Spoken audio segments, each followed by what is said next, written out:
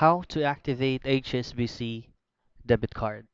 Now, as of 2024, once you have successfully confirmed and created your HSBC account um, against with your debit card, there's nothing for you to do, or there's no need for you to do anything. It will automatically be activated.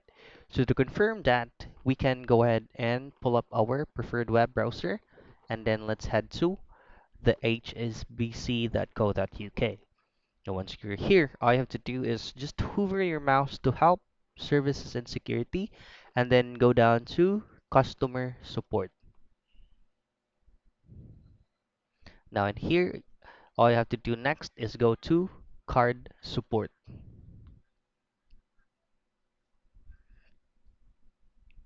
And from here, all you have to do is choose on activating a card, and then click on continue, and then choose on debit card, and then continue once again.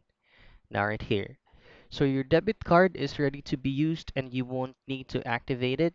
Just use chip and pin the first time you use your debit credit card. You can then go contactless.